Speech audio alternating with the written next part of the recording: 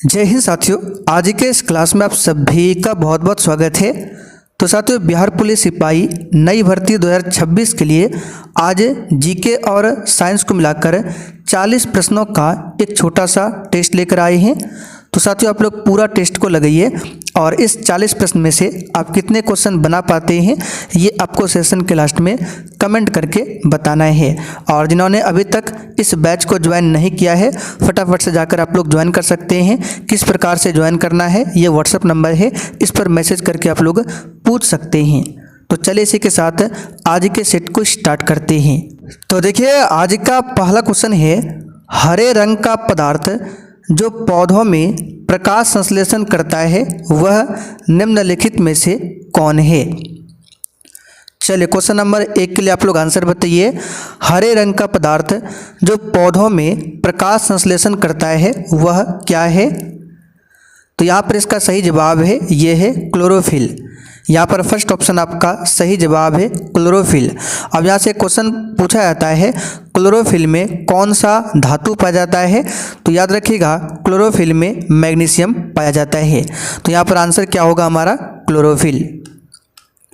अगला क्वेश्चन देखिए, silent valley या मूक घाटी किस राज्य में अवस्थित है। चलिए क्वेश्चन नंबर 2 के लिए आप लोग आंसर कीजिए। साइलेंट वैली या मूक घाटी किस राज्य में स्थित है।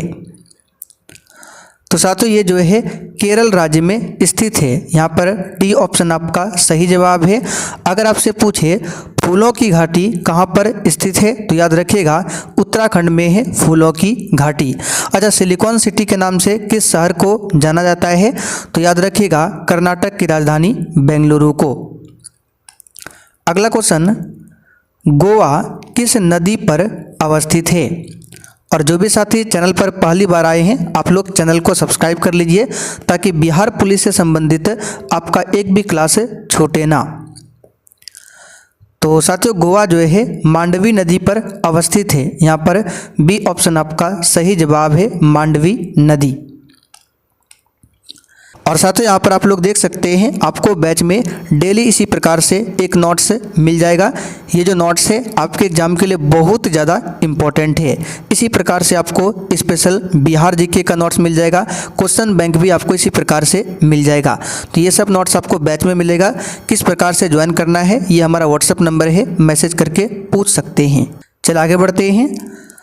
शुष्काचिकोप का मनुष्यों में प्रकोप किस विटामिन की कमी से होता है। तो यहाँ पर इस क्वेश्चन का आंसर है विटामिन डी की कमी से होता है। बी ऑप्शन आपका सही है। विटामिन डी का रासायनिक नाम पूछे क्या होता है, तो कैल्सीफेरॉल। और इसकी कमी से क्या क्या होता है, रिकेट्स होता है, ऑस्टियोमलेशिया, ये सभी विटामिन डी की कमी से होता है। अच्छा, यहाँ से क्वेश्चन और बनता है, किस विटामिन को हार्मोन भी बोला जाता है, तो इसे विटामिन डी को हार्मोन भी कहा जाता है। चलिए अगला क्वेश्चन देखिए, प्रोटीन ऊर्जा कुपोषण का परिणाम है। बताइए क्वेश्चन नंबर 5 के लिए आंसर क्या होगा, यानी प्रोटीन की कमी से कौन सी बीमारी होती है, ये आपको इसमें से बताना है। तो हमने आपको प्रैक्टिस सेट में बताया था प्रोटीन की कमी से 2 बीमारियां होती है, एक मरासमस, दूसरा है क्वाशियोरकर। यहाँ पे लिख देते हैं क्वाशियोरकर। दोनों बीमारियों को ध्यान रखना है। तो प्रोटीन की कमी से कौन कौन सी बीमारी होती है, मरासमस, दूसरा क्वाशियोरकर। तो यहाँ पर देखिए मरासमस यानी कि बाल क्षय दिया हुआ है। फर्स्ट ऑप्शन आपका सही जवाब है। बेरी बेरी जो है ये विटामिन बी की कमी से होता है। आगे देखिए, निम्नलिखित में से किस स्थान पर छोटी जी का मान सबसे अधिक होगा। तो देखिए, इस क्वेश्चन को आपको थोड़ा सा डिटेल में बता देते हैं ताकि इससे संबंधित जो भी क्वेश्चन आए आपसे बन जाए। छोटी जी का मान अगर पूछे मैक्सिमम कहाँ पर होता है, तो याद रखिएगा जो पृथ्वी का ध्रुव होता है यानी पोल होता है, वहाँ पर छोटी जी का मान सबसे अधिक होता है। ठीक है, और छोटी जी का मान सबसे कम कहाँ पर होता है, तो भूमध्य रेखा पर। भूमध्य रेखा पर छोटी जी का मान सबसे कम होता है। अच्छा, कहाँ पर छोटी जी का मान शून्य होता है? तो पृथ्वी के केंद्र पर। और पृथ्वी के सतह से अगर आप ऊपर जाते हैं या फिर नीचे आते हैं तो जी का मान घटता है। तो सबसे अधिक कहाँ पर होगा? ऑप्शन के हिसाब से माउंट एवरेस्ट की चोटी पर, कुतुब मीनार के ऊपर, भूमध्य रेखा पर या अंटार्कटिका के कैंप पर। तो भूमध्य रेखा पर सबसे कम होता है। अंटार्कटिका जो है ये पोल के पास स्थित है, ठीक है। तो इसलिए यहाँ पर आंसर क्या होगा? अंटार्कटिका के कैंप में जी का मान सबसे अधिक होगा क्योंकि यह ध्रुव के पास स्थित है। शरीर के किस अंग की खराबी से मधुमेह रोग का प्रकोप होता है? चलिए क्वेश्चन नंबर 7 के लिए आंसर बताइए। और जिनको भी बैच ज्वाइन करना है वो आपको क्लास के लास्ट में बताया जाएगा किस प्रकार से आपको बैच को ज्वाइन करना है। तो इसका सही जवाब है पैनक्रियाज या अग्नाशय। तो शरीर के किस अंग की खराबी से? तो अग्नाशय की खराबी से मधुमेह रोग का प्रकोप होता है। देखिए पैनक्रियाज से क्या निकलता है? अग्नाशय के बीटा सेल से निकलता है इंसुलिन नामक हार्मोन। और जब इंसुलिन की कमी हो जाती है तब ये वाला रोग होता है मधुमेह रोग। इंसुलिन में जस्ता धातु पाया जाता है। आगे देखिए इबोला क्या है? बहुत ही शानदार क्वेश्चन है, बिल्कुल आपके एग्जाम पैटर्न पर आधारित। तो साथियों इबोला एक प्रकार का वायरस है। यहाँ पर फर्स्ट ऑप्शन आपका सही जवाब है वायरस। आगे देखिए विटामिन ए मुख्यतः कहाँ पर संग्रहित होता है? जिनको भी बिहार पुलिस के लिए तैयारी करना है आप लोग अभी से लग जाइए। तो विटामिन ए जो है ये मुख्यतः यकृत में स्टोर होता है। कहाँ पर? यकृत में। डी ऑप्शन आपका सही है। यकृत ग्रंथि मानव शरीर की सबसे बड़ी ग्रंथि है। चलिए आगे बढ़ते हैं। मादा क्यूलेक्स मच्छर निम्नलिखित में से किस रोग की वाहक है? तो मादा क्यूलेक्स मच्छर से ही होता है फाइलेरिया रोग। यहाँ पर बी ऑप्शन आपका सही जवाब है फाइलेरिया रोग। और मलेरिया किस मच्छर से होता है? तो याद रखिएगा मलेरिया जो होता है ये होता है आपका एनाफ्लिज मच्छर से। मादा एनाफ्लिज मच्छर से मलेरिया और मादा क्यूलेक्स मच्छर से फाइलेरिया। आगे देखते हैं। समदाब रेखाएं निम्नलिखित में से किसको प्रदर्शित करती है? याद रखिएगा समान वायुमंडलीय दबाव को मिलाने वाली रेखाओं को समदाब रेखा कहा जाता है।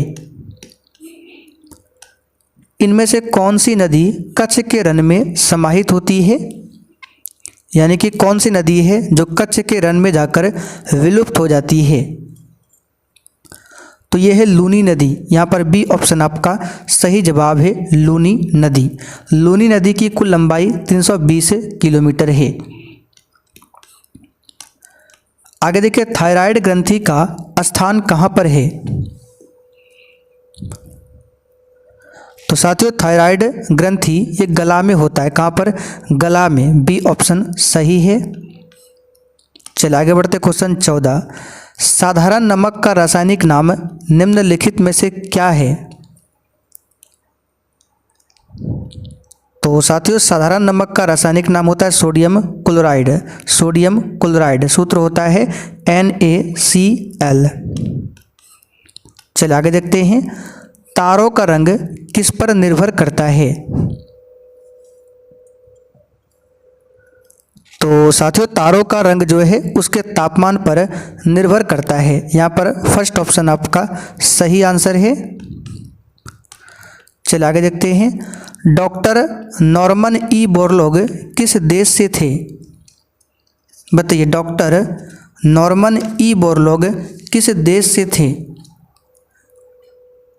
तो साथियों डॉक्टर नॉर्मन बोरलॉग जो है ये हरित क्रांति के जनक है। लेकिन भारत में हरित क्रांति के जनक पूछे तो स्वामीनाथन हो जाएगा।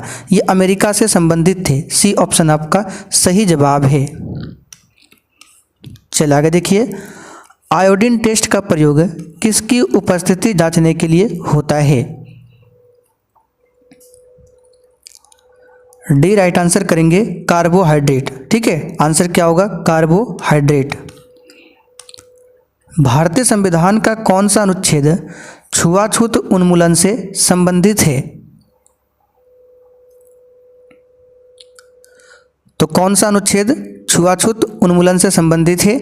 आर्टिकल 17। यहाँ पर सी ऑप्शन आपका सही जवाब है, अनुच्छेद 17। आगे देखिए, प्लास्टर ऑफ पेरिस का रासायनिक नाम क्या है, बताइए। तो साथियों, प्लास्टर ऑफ पेरिस का रासायनिक नाम है calcium sulphate hemihydrate. C option यहाँ पर आपका सही जवाब है, ध्यान रखिएगा। अगला क्वेश्चन, राष्ट्रीय प्रतीकों के संबंध में नीचे दिए गए कथनों में से कौन सा कथन सही नहीं है? चलिए सभी कथन को अच्छा से हम लोग पढ़ लेते हैं। भारत के राष्ट्रीय ध्वज की चौड़ाई और लंबाई का अनुपात 2:3 होता है, बिल्कुल सही है। ध्यान दीजिए, पहले चौड़ाई है फिर लंबाई है, इसलिए 2:3 है। अगर पहले लंबाई और बाद में चौड़ाई हो तब ये होगा 3:2। राष्ट्रीय झंडे के चक्र में आरों की संख्या यानी तीलियों की संख्या 24 होती है, बिल्कुल सही है। राष्ट्रीय प्रतीक लौरिया नंदनगढ़ के सिंह सिर से लिया गया, ये वाला आपका गलत है, ठीक है। ये कहाँ से लिया गया है? तो सारनाथ के स्तंभ पर जो 4 सिंहों को निरूपित किया गया है वहाँ से लिया गया है ना, तो ये आपका गलत है। बाकी राष्ट्रीय धुन बजाने की पूर्ण आधिकारिक अवधि 52 सेकंड है, ये भी सही है। तो आंसर यहाँ पर हमारा होगा सी वाला, ये गलत है। अच्छा, राष्ट्रीय चिन्ह क्या है? अशोक चक्र, इसे भी ध्यान रखिएगा। और राष्ट्रीय प्रतीक जो है ये वाला, इसको लिया गया है कहाँ से? तो सारनाथ स्तंभ से लिया गया है। लोकसभा या विधानसभा के निर्वाचन में एक उम्मीदवार अपनी जमानत की राशि खो देगा अगर उसे कुल वैध मतों का, बोलिए, कितना मत प्राप्त ना हो। तो यहाँ पर इसका सही जवाब होगा ऑप्शन सी। अगर उसको 1/6 से कम मत प्राप्त होता है तो वो जमानत की राशि खो देता है, इस बात को ध्यान रखिएगा। भारतीय राष्ट्रीय कांग्रेस का प्रथम अधिवेशन दिसंबर 1885 में कहाँ पर हुआ था, बताइए। तो आप सभी जानते हैं बॉम्बे में हुआ था। और इस अधिवेशन की अध्यक्षता किया था किसने? तो व्योमेश चंद्र बनर्जी ने। किसने किया था? व्योमेश चंद्र बनर्जी ने, जिसको शॉर्ट में WC बनर्जी भी बोला जाता है। और इस प्रथम बैठक में 72 व्यक्ति शामिल हुए थे। आगे बढ़ते हैं। एक दल लोकसभा में विपक्षी दल होने का दावा करता है, इसके पास न्यूनतम कितने सांसद लोकसभा में होने चाहिए? तो कोई भी दल अगर लोकसभा में विपक्षी दल होने का दावा करता है तो उसके पास न्यूनतम कितने सांसद लोकसभा में होने चाहिए? तो न्यूनतम 55, ठीक है। यहाँ पर फर्स्ट ऑप्शन आपका सही जवाब है, यानी कि न्यूनतम जो है लोकसभा सदस्य का 10% होना चाहिए, जितना भी सीट है उसका 10%। तो अगर आप लोग निकालेंगे तो लगभग 55 के आसपास आता है। अच्छा, भारत में प्रथम विपक्षी दल का नेता पूछे कौन था? राम सुभग सिंह। आप लोग लिख लीजिए।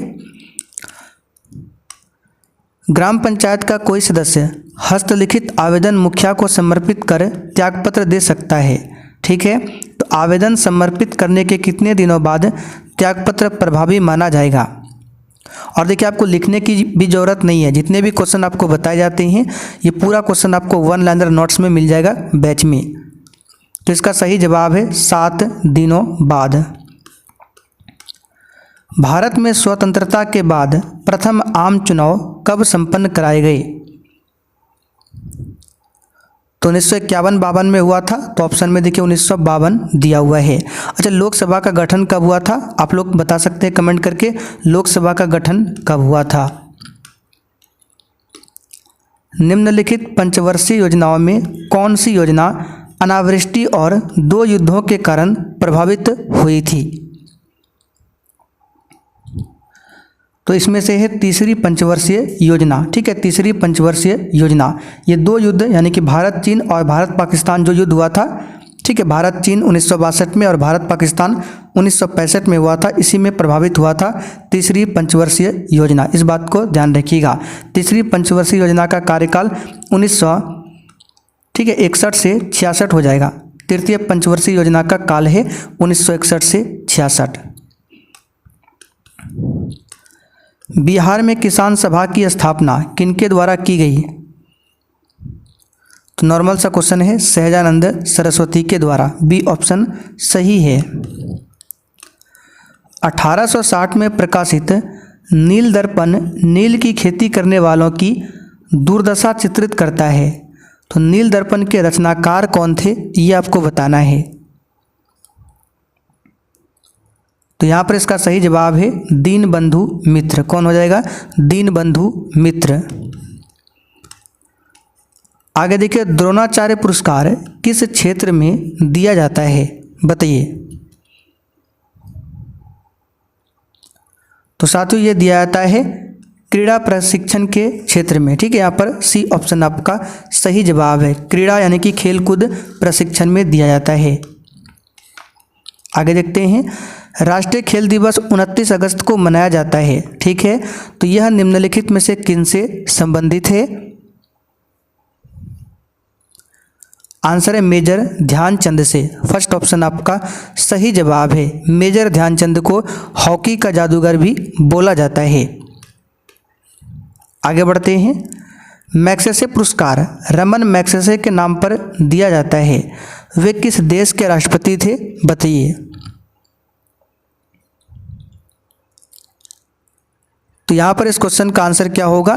किस देश के राष्ट्रपति थे? फिलीपींस देश के राष्ट्रपति। सी ऑप्शन सही है। सहारा रेगिस्तान किस महाद्वीप में अवस्थित है?